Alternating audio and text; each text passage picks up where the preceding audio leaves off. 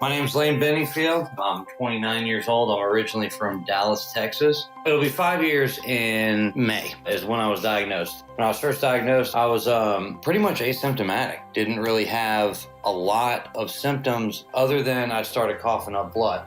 This happened 2 or 3 times, and I had gone to the ER each time, and they kept sending me home thinking that I just, scratched my esophagus. This is right after I graduated college was when I was diagnosed. So, just starting my life, and this hit me out of nowhere. I had 2 or 3 ER visits within about a year. After that, it took about a couple weeks for me to be fully diagnosed. I lived in Charlotte, North Carolina for 21 years, and I saw a specialist there and went to get a second opinion just based off of the test results and everything like that. And went up to Duke Medical Center, and they were able to, do a bunch of tests. I was in the hospital 11 days when I was first diagnosed, and they were trying to figure out what we needed to do. And that's when we came up with a game plan to put me on the therapy I'm on now. When I was first diagnosed, I really didn't know how to feel. That was kind of the hardest part. And, being stuck in a hospital bed, being limited to doing everything, you kind of just got to go with the flow. And it's almost like those 11 days while I was there, I kind of blocked out all the emotions and just tried to figure out, what we needed to do to come up with the best game plan. That was still very, very heartbreaking for me because I knew, I just had a feeling that my life was about to change drastically. My biggest thing is mindset. I have never once said that I'm going to let this disease beat me. I've always told every doctor ever since I've gotten diagnosed, whether they look at me crazy or not, I tell them that I will beat this one day. And I continue to keep that mindset. It keeps me moving. It keeps me active. It allows me to do things that I never thought I'd be able to do with a condition like pulmonary hypertension.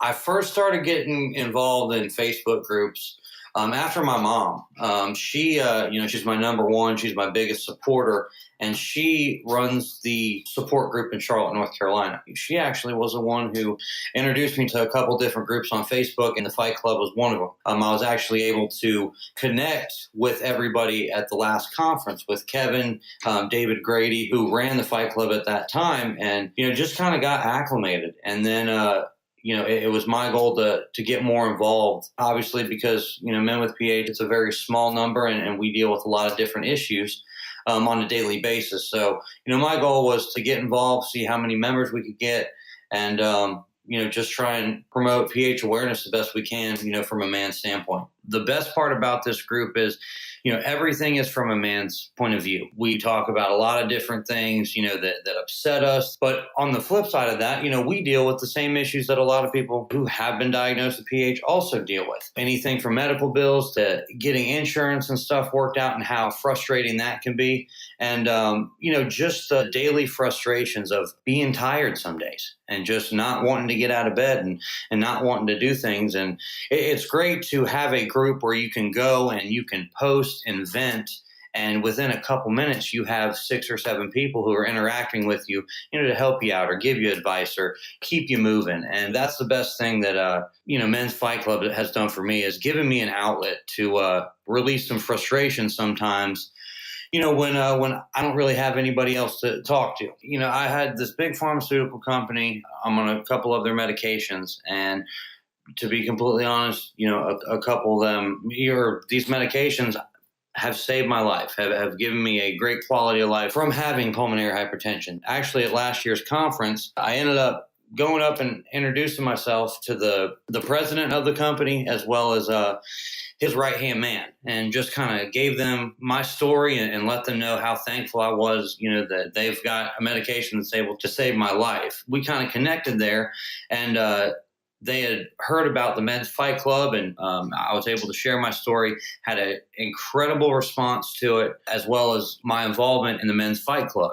And what they actually did was they awarded us scholarship money in order to allow us to help out with the PHight Club and send some of these guys to their first conference. What this opportunity allowed me to do with the scholarship money that this pharmaceutical company was able to give to us, I've had the opportunity to work with PH Aware, and we're figuring out ways to disseminate this money to figure out how many people we can get to this conference this year. And so we are extremely excited about this opportunity that we're able to provide for everybody. And I want to urge anybody who is a member of the Men's PHight Club on Facebook, please go to phaware.global and find out more information about this scholarship money. We're going to be doing a lot of exciting things. I want everybody who can be involved to be involved, because it's certainly a great opportunity, and I'm so excited about it. Dealing with PH and you're thinking of giving up, don't give up. There are so many exciting things and so many new things that are on the horizon that I think are going to help out the PH community as a whole. My biggest piece of advice that I can give to anybody who's struggling with this on a daily basis is to just keep a positive mindset. That your mindset is everything, and I promise you I wouldn't be where I am today if I didn't have a positive mindset, and just believe that you can beat this disease, and just look forward to all the exciting things to come. My name's Lane Benningfield, and I'm aware that I'm rare.